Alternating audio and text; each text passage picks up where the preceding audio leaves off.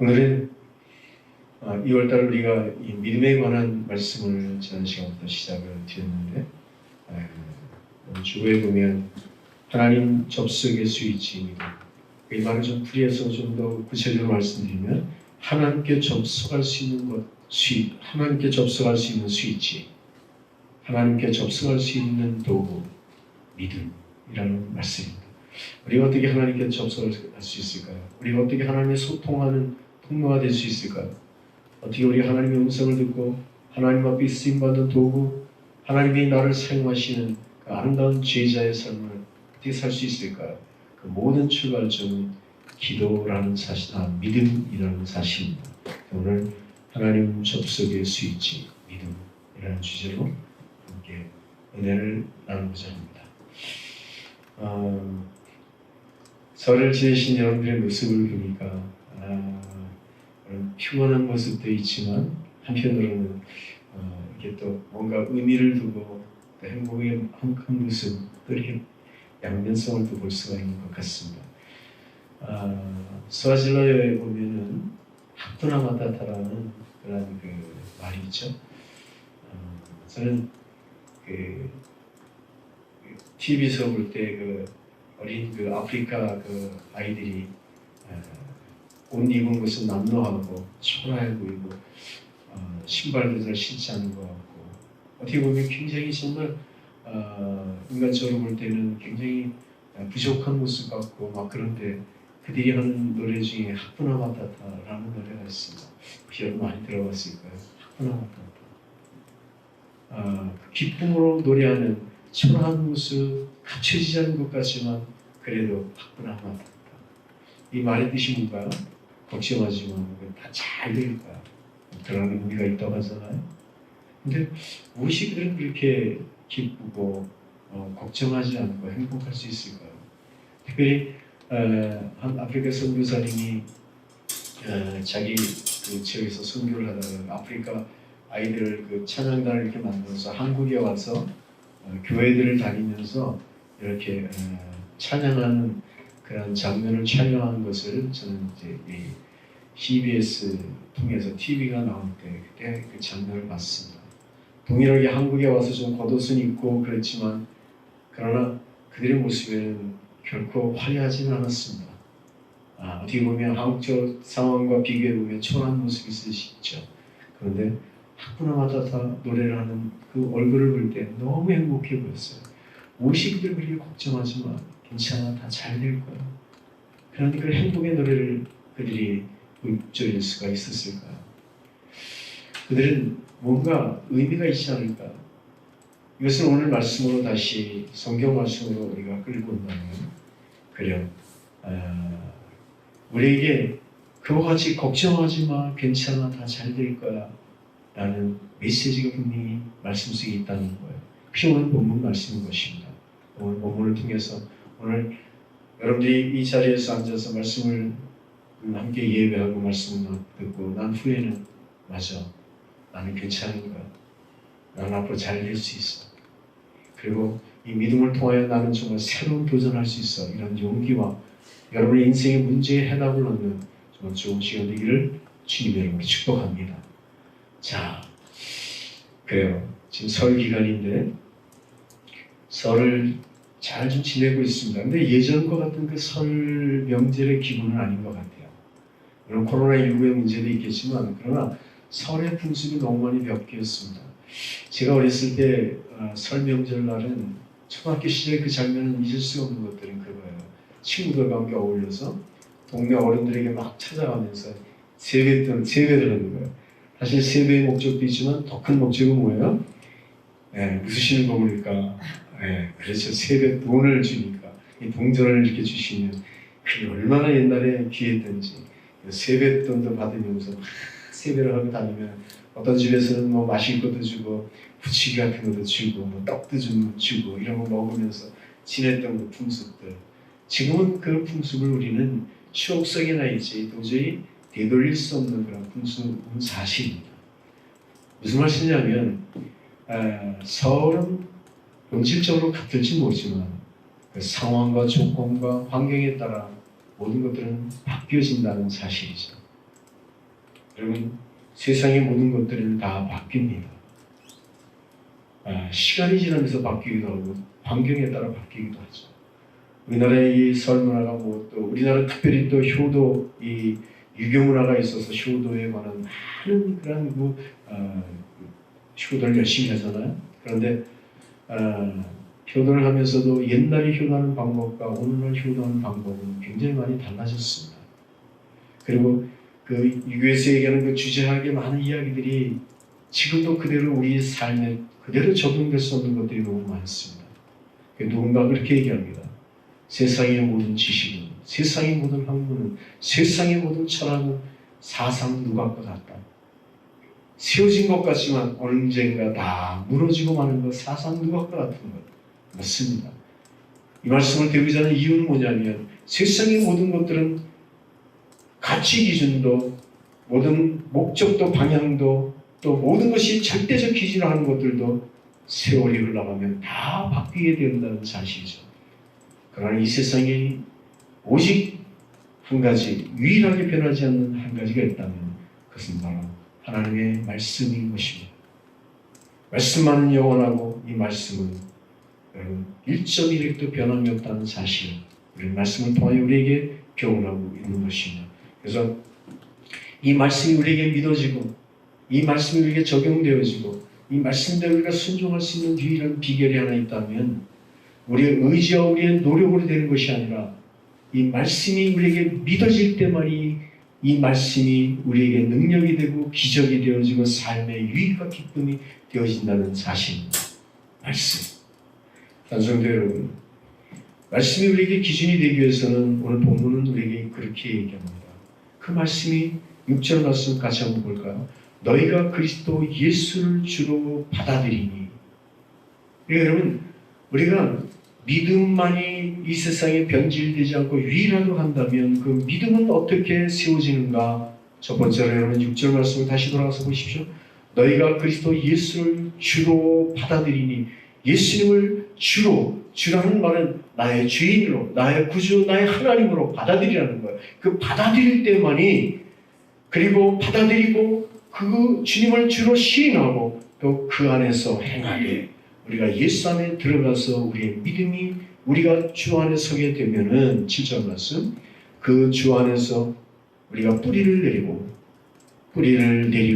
그 안에서 세움을 받고 주가 주시는 그 말씀이 우리에게 교훈이 되면 그 모든 것들이 믹서가 되어서 우리가 주 안으로 들어가 주를 시인하고 그리고 주가 주시는 그 말씀 앞에 뿌리를 내리고 세워지고 교훈을 얻은 말씀대로 우리가 정말 굳건하게 우리가 바르게 서면 그것이 바로 뭐가 되냐면 그것이 믿음이 되어서 그 믿음은 삶의 자리에 적용되어질 때 7절에 우리에게 결론은 뭐냐면 감사의 믿음의 인생, 감사의 삶의 자리로 나갈 수 있게 된다는 말씀인 것입니다. 여러분, 그래서 감사하는 신앙은 굉장히 중요하죠. 여러분, 어떤 분이 보면은 암에 사기가 걸렸는데 한번 간증하는 것을 한번 영상을 통해서 한번 보게 되었습니다. 그런데 그분이 그런 얘기를 해요. 지금 이제 곧 있으면 자기는 사형 선고를 받아서 죽게 됐는데, 근데 이렇게 말하는 거예요. 하나님께 나는 감사합니다. 아니 어떻게 감사할 수 있을까요? 암 사기가 돼서 이제 곧 죽게 되었고 너무 고통스럽고 몸이 너무 아픈데 근데 감사할 수 있다는 거예요. 여러분, 그 감사는 어떨 때 가능할까요? 세상적인 논리와 조건과 이성적 방법으로는 도저히 감사할 수 없어요. 근데 그가 감사할 수 있는 유일한 이유는, 조건은 뭐냐면 그 안에 주님을 주로 받아들이는 믿음이 있기 때문에, 그리고 그 안에 주 안에서 자기의 믿음을 세우고 그리고 말씀이 주는 교훈을 통하여 그가 다시 한번 깨달고 그 안에서 정말 주가 주신 풍성한 그 삶의 본질이 무엇인지를 깨달아 그것이 믿음이 되어지니까 그 믿음 안에 아픈 것도 감사하고 어떤 상황에 놓인 것도 다 감사하게 되는 믿음으로 승화되었다는 사실이잖아요. 이것이 바로 오늘 저와 여러분이 깨달아야 될, 그리고 우리 중심에 가져야 될 믿음의 조건이라는 사실입니다. 찬송교 여러분, 그래서 히브리서 11장 1절 말씀에 오늘 장로님께서도 기도해 주실 때 말씀해 주셨죠. 믿음은 바라는 것들의 실상인 것입니다.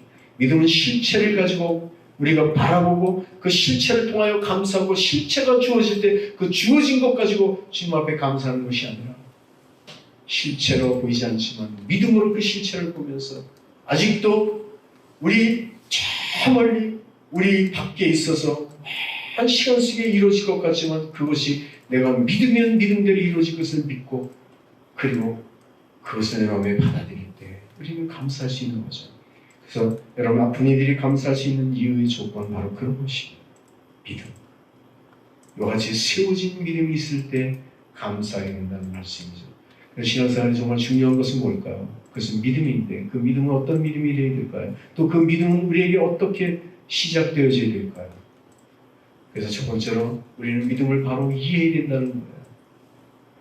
모든 것이 주어지고 넉넉할 때 주어지는 믿음으로 감사하는 조건이 아니라 정말 오늘 본문 말씀처럼 주님을 나로 내가 주인으로 시인하고 그 예수 안에서 정말 나를 세워지고 주님이 나를 깨닫게 하시고 나를 정말 온전케 하신 그 믿음 안에 무엇이든 나는 극복할 수 있어요. 넘어갈 수 있어요. 모든 것을 견뎌낼 수 있어요. 나는 주 안에서 승리할 수 있어요. 이런 확신에 찬 믿음을 갖고 감사하는 이 믿음을 우리는 바르게 이해해야 된다는 사실입니다. 많은 그리스도인들은 신앙생활하면서도 이 믿음을 너무 허황되게 이해하는 사람이 많아요. 이 믿음이 뭔가 그냥 주어지고 넉넉하면 그런 것이 있으면 아멘 내게 복을 주니 감사합니다. 이런 여러분 정말 가장 원초적이고 한결한 아주 정말 초보적인 믿음 이런 것이 믿음의 전부인 것처럼 오해하며 신앙생활할 때 넘어지기 쉽고 겪기가 쉽다는 말씀이죠. 그러나 오늘 본문의 말씀처럼 우리가 주 안에 뿌리를 내리고 그 주 안에서 주를 시인하며 주가 주신 은혜 앞에 넉넉함을 우리가 깨닫는 순간 어떤 상황 속에서도 감사하며 그 믿음으로 우리는 담대하게 나갈 수 있다는 사실입니다. 그래서 여러분 믿음을 바르게 우리는 이해해야 됩니다. 그 이해된 믿음은 우리의 인생의 기초가 되고 기준이 되어져야 된다는 사실입니다. 여러분 믿음은 타협의 대상이 아닙니다. 믿음은 여러분 세상적인 논리와 섞여서 할 대상이 아니라는 거예요. 믿음은 온전한 말씀의 기준을 둔 그래서 우리의 인생이 정말 믿음 생활의 좌표가 되어지고 기준이 되어져야 된다는 말씀입니다. 여러분 우리 어려운 문제가 우리 인생에 올 때 어떻게 해결할 수 있을까? 여러분 주기도문에 보면 이런 이야기 중간에 보면 뜻이 하늘에서 이룬 것 같이 땅에서도 이루어지이다 이런 말씀이 있습니다. 뜻이 하늘에서 이룬 것 같이 땅에서도 이루어지이다. 여러분 우리의 뜻이 이루어지기 위해서는 내 조건과 방법이 넉넉해야 이루어지는 것이 아니라 내게 채워지면 그것이 이루어진 것이 아니라 여러분 하나님께서는 우리에게 교훈하시기를 하늘에서 이룬 것 같이 그러니까 먼저 우리의 생각이 하나님의 생각과 일치되어지고 우리의 뜻이 하나님의 뜻과 일치되어지고 우리의 모든 바람이 하나님의 바람과 일치되어지고 그 하늘에서 그래서 모든 것이 하나님의 생각과 모든 것이 접촉되어져 그리고 우리의 생각이 하나님의 생각과 일치되어지고 하늘에서 그와 같이 이루어질 때 그것이 땅에서도 이루어진다는 말씀인 거예요. 그래서 하늘에서 이룬 것 같이 땅에서도 이루어지고 여러분 믿음은 어떻게 출발이 되어야 될까요? 땅에서 모든 것을 이루려는 것이 아니라 우리의 생각과 우리의 모든 것들이 하나님과 일치시키는 그런 생각으로 나가게 될 때 그것이 우리에게 믿음이 되어져 그것이 믿어질 때 이 땅에서 이루어진다는 말씀이죠. 그래서 예수님께서는 질병 걸린 자를 고치실 때 뭐라고 고치십니까? 아픈 자들을 고칠 때 그래요. 중풍병이 있으면 네 중풍병이 날지어다. 속병된 자가 있으면 네 속병들이 날지어다. 이렇게 말씀하시지 않았어요. 뭐라고 말씀하셨어요? 내 믿음대로 될지어다. 그 믿음을 보시고 그 믿음을 축복하셨습니다. 우리가 복음서에 보면은 그런 구절이 너무나도 많이 소개되어지고 있습니다. 물론 우리가 사람이 할 수 없을 때에는 하나님께서 직접 하셨어요. 예를 들어서 귀신 걸린 자가 있습니다. 그럼 귀신 들린 자가 어떻게 그 믿음을 갖고 자기 자신을 명령해서 그 질병을 치료할 수 있을까요? 그런 것은 불가능하겠죠. 불가능적이겠죠. 이럴 때는 예수님께서 직접 귀신아 떠나가라. 명령하시고 그를 치유하셨습니다. 지금 천재 지변에 관한 풍랑이 일 때 예수님께서는 그 풍랑을 잠잠케 해주십니다. 오병이와 같은 2만 5천 명이 3만 명의 엄청난 사람들을 먹이실 때 예수님께서는 직접 그 일을 하셨습니다. 여러분 오해하지 마십시오. 어떤 사람이 한 번은 그 세상에 이런 일이 같은 것처럼 여러분 교계신문에 나왔던 글을 제가 읽어본 적이 있습니다. 오래전에 보니까 인도에서 있었던 일인데 한 분이 예수를 믿고 너무나 담대해진 거예요. 그러니까 예수님께서 무리를 걸으셨다니까 나도 무리를 걸을 수 있어. 예수님이 걸으시고 너도 그런 일을 할 수 있다. 더 큰 일도 하리라. 그렇게 말씀하셨으니까 나도 무리를 걸을 수 있어. 그리고 사람들한테 선포했습니다. 내가 몇 월 며칠 날 내가 바다 위를 가서 내가 바다 위를 걸을 테니까 나를 한번 지켜보십시오. 그날이 되어서 많은 사람들이 그 사람 배를 타고 바다 깊숙이 갔습니다. 그리고는 많은 사람들이 지금부터 내가 믿음으로 내가 바다 위를 걷겠습니다. 그리고는 선포를 한 다음에 많은 사람들은 궁금했습니다. 정말 바다 위를 걸을 수 있을까? 하나님이 저 사람이 특별한 사인을 줘서 저 사람은 그렇게 담대하게 말하는 것일까? 모두가 다 정말 눈을 부릅뜨면서 그 사람이 어떻게 될까 지켜보고 있었습니다. 자, 이 사람 많은 사람 앞에 선포했으면 내가 지금부터 바다를 건너리라. 그리고 바다를 향하여 배 위에 올라가서 바다를 향한 발을 팍 내딛는 순간 어떻게 됐을까요? 여러분 다 부정적인 생각만 갖고 계십니까? 혹시 걷는다고 생각하시는 분 있습니까? 여러분 그 사람은 바다 위에 발을 내딛는 순간 첫 발을 바다 위에 딛는 순간 풍덩 바다에 꼬르륵 내려가서 다시는 올라오지 못했습니다. 여러분 이런 믿음은 이런 믿음이 아니죠. 오만이죠. 지나친 교만. 우리는 구분이 필요한 거예요. 하나님이 하실 일과 내가 할 일. 믿음은 뭐냐 하면 말씀이 기준이 되고 그리고 그 하나님께 주신 내게 주신 말씀하시는 그 말씀을 내가 붙잡고 그것을 내가 받아들이며 아멘 그렇게 될 줄을 믿습니다. 내게 명령하신 하나님 내가 이렇게 순종하겠습니다. 겸손하게 무릎 꿇고 메시지를 들은 대로 나아가는 것 이것이 믿음의 본질 우리 믿음의 신앙생활의 기준이 되어야 된다는 말씀입니다. 우리가 할 수 없다면 우리가 주님을 바라보면 될 것입니다. 그러면 주님은 우리에게 기적을 베풀어 주실 줄로 믿습니다. 여러분 이 말씀을 믿으십니까? 여러분 그러나 만약에 사람을 통해서 역사하신다면 또 우리를 통해서 역사하시기를 원한다면 하나님께서는 우리의 이성과 우리의 지식과 우리 학문의 깊이 이런 것 가지고 하나님 우리가 하고 있는 부와 어떤 직위를 가지고 하나님께서는 일하시는 것이 아니라 내 안에 갖고 있는 그 믿음의 순수성 하나님을 바라보는 그 믿음을 바라보시며 그 믿음대로 될지어다 하며 축복해 주신다는 사실을 잊지 않기를 축원합니다. 우리 신앙생활이 같은 정말 하나님을 향한 아름다운 믿음이 되어야 될 것입니다. 정말 또한 우리 두 번째로 신앙생활이 중요한 것은 뭘까요? 믿음 생활이 정말 중요한 것은 뭘까요? 믿음은 우리가 믿음 생활은 느낌으로 하는 것이 아니라는 거예요. 하나님 앞에 우리가 접목되어지고 하나님 앞에 접속되어지고 하나님의 놀라운 메시지를 듣는 것이 느낌으로 듣는 것이 아니에요. 성경은 우리에게 믿음은 느낌이 아니라 믿음은 선택이라고 우리에게 분명히 선포하고 계십니다. 산성교를 마가복음 5장에 보면 야이로의 그 회당장 야이로의 딸이 거의 죽게 되어 병이 들었습니다. 곧 죽을 것 같아요. 아버지가 그 딸을 보고 너무 마음이 아팠습니다. 그래서 예수님께 달려갔습니다.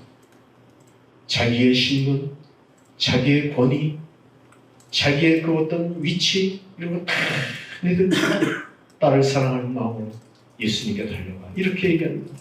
예수님, 우리 딸을 내 딸을 좀 고쳐주십시오. 그랬더니 예수님이 야이로와 함께 그 야이로 집으로 가게 되셨습니다. 딸을 고치기 위해서. 그런데 하인이 한 사람이 오는 거예요. 그러면서 예수님께 그 야이로와 예수님 계신 곳에 가서 이렇게 얘기합니다. 예수님을 이제 귀찮게 하지 마십시오. 이미 딸은 죽었습니다. 죽었으니 이제 예수님이 가봤자 무슨 소용이 있습니까? 이제 예수님을 귀찮게 하지 마십시오. 다 끝났습니다. 여러분 이 성경은 오늘의 말씀으로 비유한다면 사람들이 얼마나 신앙생활하며 모든 것을 바라보는데 느낌과 기분으로 그때의 감정으로 모든 것을 판단하고 생각하고 모든 것을 결정하고 모든 것을 행하느냐, 이것을 보여주는 참 정말 그 비유의 말씀으로 봅니다. 사랑하는 성도 여러분, 지금 수많은 사람들은 죽기 전에는 예수님께서 뭔가 될 것 같은데 죽으니 무슨 할 일이 있겠습니까? 라는 그런 믿음 아니에요?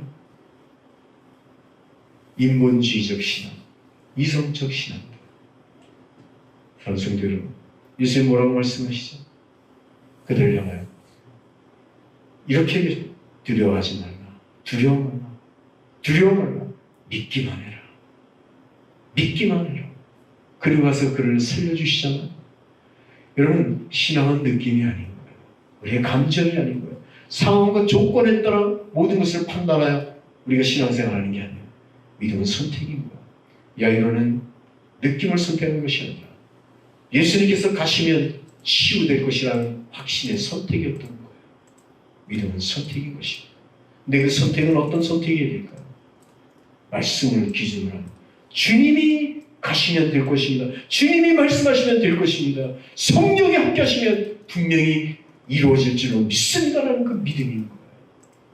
이 바탕 위에 여러분 세워지는 믿음. 그래서 오늘 본문 말씀으로 다시 돌아가서 오늘 본문이 너무 중요한 거예요. 너희가 그리스도를 예수로 주로 받아들였던 내 주님을 주님으로 나의 주님으로 믿는다면 그 안으로 들어가 예수 안으로 들어가서 그 예수 안에서 너희 신앙의 뿌리를 내리고 그리고 거기서 세움을 받고 수많은 깨달음과 제자의 도리로 깨달아서 그래서 훈련 받아서 그래서 나가게 될 때 주 안에서 너희들에게 감사하는 믿음의 삶이 열려질 것이라는 놀라운 메시지 아닌가요? 바로 그것입니다. 믿음은 감정이 아닙니다. 느낌이 아닙니다. 믿음은 선택인 것입니다. 여러분, 어떤 상황에서나 여러분에게는 언제나 우리들의 신앙생활하면서 언제나 우리에게 선택을 강요받게 되었습니다. 내가 이것을 믿음으로 선택할 것이냐 아니면 인본주의의 감정으로 이것을 선택할 것이냐, 여러분에게 수없이 그런 선택이 주어질 것입니다. 아마 지금 예배하면 이 자리에서도 오늘 이 자리에 오기까지도 여러분 수많은 그런 선택들을 강요받았을 것입니다. 그럴 때마다 우리는 다시 돌아가야 됩니다. 믿음의 자리로. 그 믿음이 주는 은혜로 선택하는 아름다운 성도 되시길 주의 이름으로 축원합니다. 여러분, 이런 말씀은 성경에 여러 군데 있습니다. 예수님께서 갈릴리 호수를 지나가게 됐습니다. 제자들을 거느리고 자, 배를 타고 갈릴리 호수를 건너가자. 그리고 다 배를 탔습니다. 그리고 갈릴리 호수를 건너가는데 근데 광풍을 만났어요. 예수님은 피곤하셔서 잠을 주무셨습니다. 자, 그런데 광풍을 만났어요. 도저히 방법이 없었어요. 그 배 안에는 어부로서 갈릴바다를 손바닥까지 잘 알고 어부로서 잔뼈가 굳은 그런 예수님의 제자 베드로, 안드레아, 야고보와 요한 같은 수많은 제자들이 그곳에 있었습니다. 그들은 정말 최선을 다해서 그 풍랑을 이겨내고 싶었지만 도저히 되지 않았어요. 더 죽게 되었습니다. 이때 예수님 가서 깨웠습니다. 죽게 되었어요. 그리고 좀 예수님 어떻게 좀 한번 해보세요. 예수님께서 풍랑을 잠잠케 했습니다. 그리고 이렇게 말씀하십니다. 뭐라 말씀하시냐면 누가복음 8장 27절 말씀에 보면 제자들에게 이르시되 너희 믿음이 어디 있느냐, 너희 믿음이 어디 있느냐 하시니 저희가 두려워하고 기이 여겨 서로 말하되 저가 네게 바람과 물을 명하며 순종하는고 하더라. 너희 믿음이 어디 있느냐, 이 말씀을 다시 비유한다면 너희 믿음을 어디 두었느냐, 이런 질문이 아닐까요? 여러분, 나는 이 성경을 보면서 저는 이 성경에 대해서 수없이 여러분에게 설교했고 비유적으로 말씀을 드렸던 말씀입니다. 그리고 수없이 받은 성경 말씀입니다. 그런데 이번 설교를 준비하면서 제게 주시는 또 말씀이 하나 분명하게 제게 들려지는 메시지는 뭐냐면 예수님께서 갈릴리 바다를 건너가자고 하셨다면은 여러분 결론은 뭐예요? 결론은 단순하지 않아요? 간결하지 않아요? 예수님과 함께 이 갈릴리 바다를 건너가고 있다면 결론은 아무리 태풍을 만나고 아무리 험난한 물길이 온다 해도 이 바다는 분명히 건너가게 될 것이라는 사실입니다. 왜? 예수님이 말씀하셨고 예수님의 말씀은 1.1도 변함이 없는 것이고 그 말씀은 분명한 것이기 때문에 예수님이 또 함께 가시기 때문에 분명히 여러분 예수님의 제자들은 광풍을 만나도 건너가게 될 것입니다. 근데 제자들은 예수님이 계시고 예수님이 말씀하셨다는 그 사실을 잃어버린 거 아니에요? 그리고 예수님을 보기 전에 풍랑을 먼저 볼 때 그들은 두려워했고 무서워했고 그리고 세상적 논리와 판단으로 그들은 모든 것들을 잣대를 갖다 대며 그들은 살고자 했습니다. 어찌 보면 우리의 삶과 동일하지 않을까요? 여러분, 수많은 그리스도인의 모습이 이렇지는 않을까요? 오늘 동일하게 이 시대를 사는 여러분들을 향해 지금 질문을 던지십니다. 수많은 선택을 강요하고 여러분들이 수많은 선택을 하며 그것이 옳다라고 얘기할지 모르지만 주님은 여러분에게 이렇게 얘기합니다. 내 믿음이 어디 있느냐? 내 믿음을 어디에 두었느냐? 주님은 질문하고 계십니다. 사랑하는 성도 여러분, 우리는 너무나도 믿음을 가졌다고 하면서도 세상에 떡을 요청하고 세상에 떡을 중요시하며 살아가는 그런 모습은 아니었는지, 믿음 생활하면서도 믿음을 헌시작전 내버리며 그 세상적 방법과 세상적 그런 조건들이 너무 귀하게 보여지는 않았는지요. 여러분, 출애굽할 때 보면 출애굽하기 전에 430년 동안 이스라엘 백성들은 애굽에서 종살이를 살았습니다. 그때 살 때 그들은 떡을 넉넉히 먹었습니다. 물론 배고플 때도 있었지만 고기도 먹을 수 있는 기회가 얼마든지 있었습니다. 떡도 먹고 고기도 먹고 그들은 잘 살았습니다. 그러니까 그들이 비록 하나님을 부르며 하나님 살려주세요, 하나님 도와주세요, 그렇게 그들이 애굽에서 430년의 삶을 살았을지는 모르지만 그들이 신앙생활을 하는 것처럼 느껴질 수 있지만 그러나 애굽 속에서 세상에 떡을 먹고 살았다는 것은 우리가 부정할 수 없습니다. 그런데 출애굽을 한 그 순간부터 홍해를 딱 건넜어요. 그 순간부터 그들은, 여러분, 그들이 준비한 양식은 여러분 40년의 양식이 아니에요. 일주일 아니 2주일 한 달의 양식이 되지 않았습니다. 조그만 양식을 준비해서 그들이 광야를 출발했는데 여러분 40년의 광야길을 가며 그들은 양식이 다 떨어진 것은 자명한 사실이요. 그들은 농사짓고 그들이 정말 뭔가 뭘 읽어서 먹는 그런 조건과 환경은 그들에게 주어지지 않았습니다. 그들이 할 수 있는 유일한 방법은 하늘을 보는 것이었습니다. 그리고 하나님 앞에 기도하는 것이었습니다. 하나님이 그들에게 떡을 내려주고 만나를 내려주며 미추라기를 내려주고 그리고 그들에게 물을 주시며 인생길을 인도해 주셨습니다. 사랑하는 성도 여러분, 다시 말씀드려서 그들은 광야의 삶은 무엇 같으냐면 하나님을 바라보며 하나님께서 주시는 대로 먹었다는 사실이죠. 여러분, 신앙생활에 있어서 가장 아름다운 신앙의 모형, 인생 전망에 태어나서부터 죽을 때까지 인생의 가장 신앙생활의 가장 아주 완벽한 모형을 보여주는 것이 이 출애굽, 그 다음에 광야 40년의 이 인생이 가장 아름다운 모형을 보여준다고 저는 생각하고 있습니다. 광야길을 걸으며 고난도 있고 역경도 있고 배고픔도 있고 아픔도 있고 무서움도 있고 절망도 있고 그 다음에 수많은 아픔도 있고 고통도 있습니다. 그러나 하나님을 바라보며 그 길을 걸어가게 될 때 하나님이 지켜주시는 은혜를 경험하게 되듯이, 사랑하는 성도 여러분, 바로 그것입니다. 믿음은 우리 인생 중에 모든 것이 넉넉하고 풍요롭고 그리고 모든 것이 만족한 것이 그것이 믿음 생활의 완성된 그리고 저 완벽한 믿음 생활이 아니라는 사실입니다. 출애굽하여 광야길을 가며 수많은 난관과 역경 속에서도 이겨내는 방법을 배우고 하나님을 바라보며 하나님이 주신 은혜를 통하여 우리가 모든 것을 극복하는, 거기서 하나님을 만나는 놀라운 믿음을 성숙시켜 가듯이 오늘 이 시대를 사는 저와 여러분, 우리는 수없는 인생길을 가며 우리가 정말 알량한 믿음과 느낌과 그 다음에 감정으로 신앙생활하는 것이 아니라 어려움과 역경의 자리에 놓인다 할지라도 하나님께서 분명히 말씀하시고 내가 너를 구원하리라, 내가 너를 인도하리라, 내가 너를 붙들리라, 내가 너를 도와주리라, 그 말씀을 하신 것을 우리가 믿는다면 말씀의 약속의 말씀을 붙잡고 저러나 오너나 치우치지 않고 걸어가게 될 때 정말 우리는 정말 아름다운 인생, 하나님이 주신 영광의 인생, 기쁨의 인생을 만끽하며 정말 믿음의 기쁨을 누리게 될 줄로 믿습니다. 시편 107편 28절 29절에 보면 이런 말씀이 있습니다. 이에 그들이 그들의 고통 때문에 오히려 여호와께 부르짖으며 그가 그들의 고통에서 그들을 인도하여 내시고 광풍을 고요하게 하사 물결도 잔잔하게 하시는구나. 물결도 잔잔하게 하시는구나. 그렇습니다, 여러분.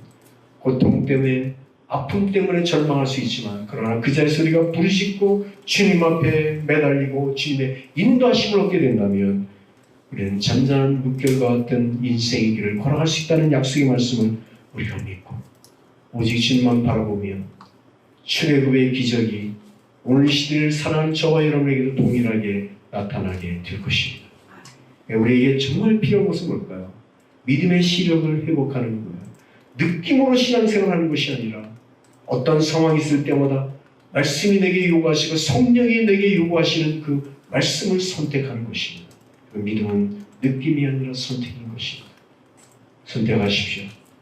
오늘도 여러분에게 주어진 그 믿음의 자리에서 우왕좌왕하고 무엇을 해야 될지 모르는 그런 자리에 있다면 여러분 간결해지십시오. 그리고 여러분에게 있는 모든 것들을 하나씩 하나씩 내던지십시오. 내려놓으세요. 그리고 말씀이 중심이 되어 예수 그리스도를 바라보는 십자가가 중심이 되어 주님을 바라보십시오. 그리고 결단하십시오. 결단하여 여러분 나가게 되면 하나님이 주시는 복을 얻게 될 것입니다. 그 믿음 생활은 꼭 뭐가 같으냐면 번지 점프하는 것 같아요. 여러분 번지 점프할 때 보면 번지 점프 해보셨나요? 저는 못 해봤지만 간접 경험한 사람이 텔레비전에 보면은 많은 사람들이 번지 점프 앞에 서면은 그냥 어떤 사람은 그냥 휙 뛰어내리는 사람도 있지만 그냥 10분, 20분이 아니라 1시간씩 못 때리고 그냥 절절매면서 그냥 어떻게 될까봐 막 겁을 내는 사람이 있어요. 여러분 번지 점프대에서 못 때리는 이유는 간결한 거예요. 단순한 거예요. 왜 못 때릴까요? 혹시 이 줄이 잘못될까? 자기 발을 묶고 있는 이 줄이 갑자기 끊어지면 어떻게 되나? 그럼 큰일 나게 되는데 두려운 거예요. 공포 심리가 있으면 못 때리잖아요.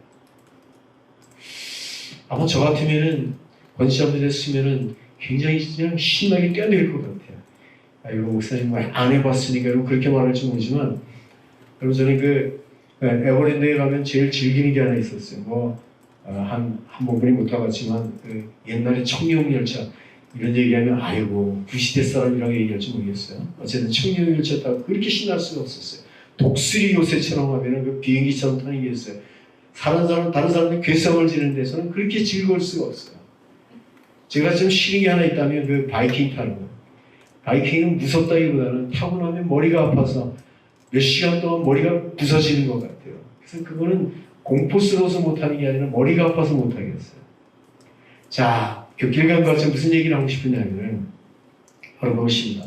번지점프. 여러분 뛰어내리기만 하면은 그래서 여러분 그 텔레비전 보면 그렇잖아요. 그렇게 두렵다가도 탁 뛰어내리고 나면 어떻게 돼요? 그냥 그 표정을 클로즈 떼서 카메라를 찍은 거 보면 너무 신이 나가지고 그냥 새처럼 즐기려고 하는 그 북받치는 그 환한 미소를 볼 수가 있습니다. 내려서는 한 번 더 뛰고 싶다. 산성도 여러분, 믿음은 바로 그것입니다. 그래서 믿음을 두 가지, 지난주에 제가 설교 말씀드릴 때 믿음을 정의한다면 두 가지로 정의한다면 영적인 믿음과 육적인 믿음이 있다고 했습니다. 오늘 말씀을 정의해 본다면 이렇게 말씀드리겠습니다. 복제된 믿음과 행동하는 믿음이 있다. 믿음은 여러분 내가 주 안에서 정말 주가 하실 것을 힘 있는다면 과감하게 번지점프 하듯이 뛰어내리는 거예요. 뛰어내릴 그 순간부터 하나님의 기적을 체험하게 될 것입니다. 담대해지십시오. 할렐루야. 담대해지십시오. 믿음은 선택입니다. 담대하게 믿는다면 믿음대로 여러분 행동하는 믿음 갖기를 축원합니다. 여러분 복제된 믿음은 겉으로 볼 때 대단해 보이고 완벽해 보이고 여러분 위선이 없는 거죠. 모든 것이 정말 충만한 것 같지만 정말 그 믿음이 역사하는 자리로 가게 되면 그 복제된 믿음은 힘이 없다는 사실이에요. 왜? 복제되고 위선되고 가면을 썼기 때문에. 여러분 현대인의 수많은 그리스도인들이 이와 같은 삶을 살고 있습니다. 우리는 이렇게 담대하게 말해요. 나는 할 수 있어요. 자신 있어요. 베드로처럼 변화되기 전 베드로처럼 나는 주를 위해서 죽을 수 있습니다. 십자가 지는 자리에 나는 죽는 그 자리까지 나는 함께할 것입니다.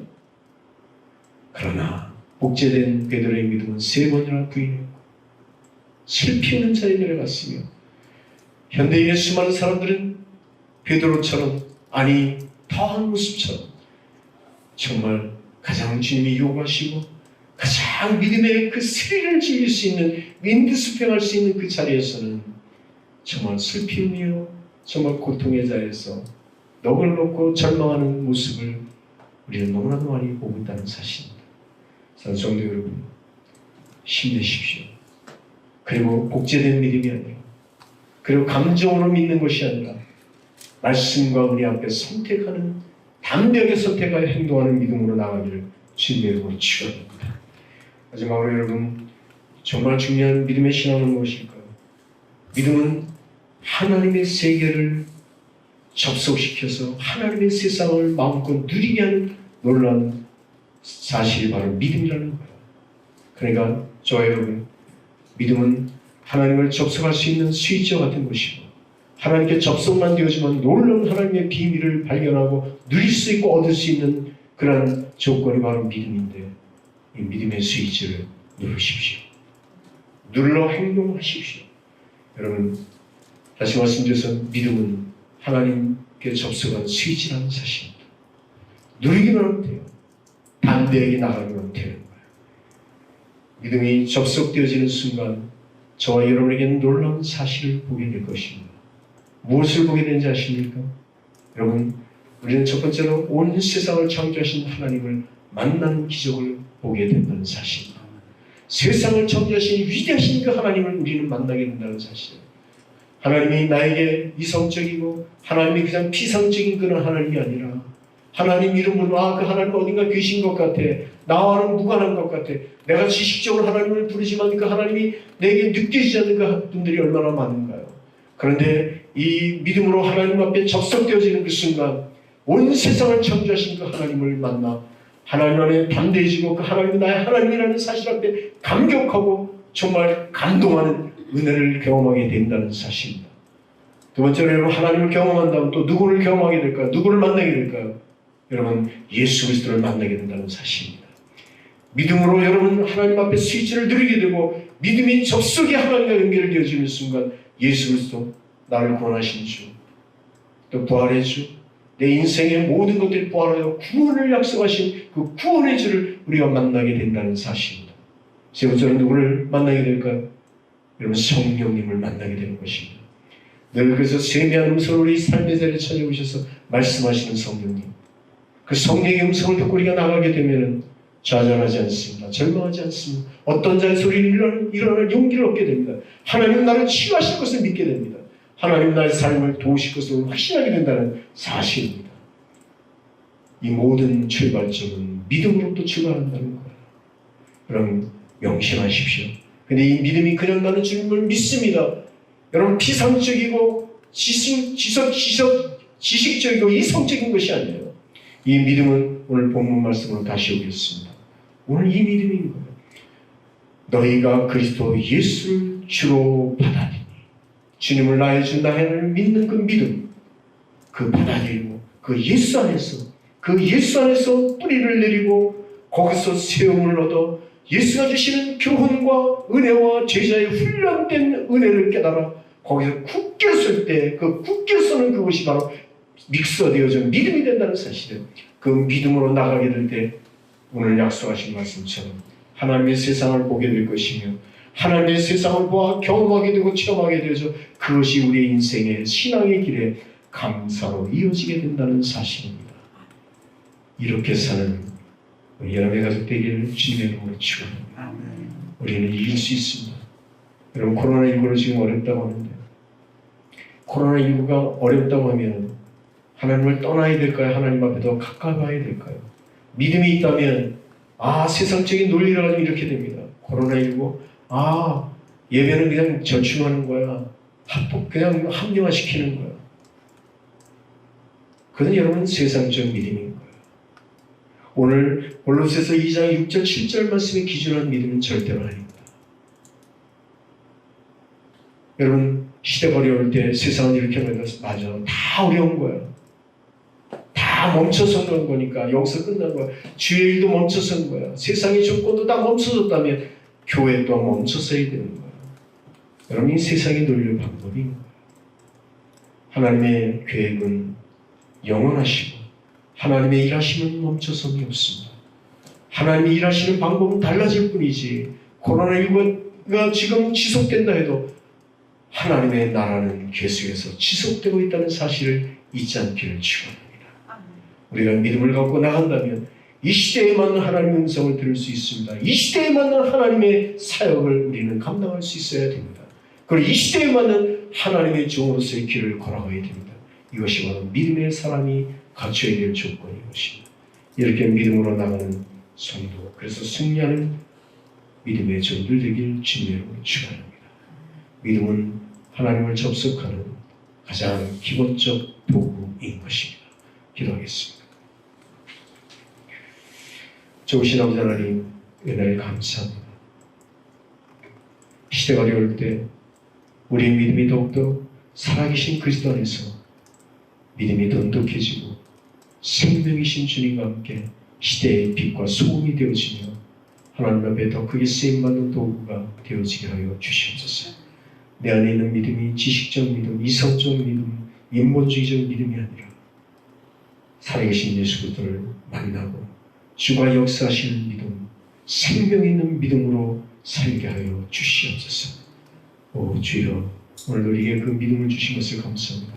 그 믿음이 있다면 또한 오늘 한 주를 살면서도 담대하게 행함의 믿음으로 나가는 저희들 되게 하여 주시옵소서. 예수 그리스도 이름으로 기도합니다. 아멘.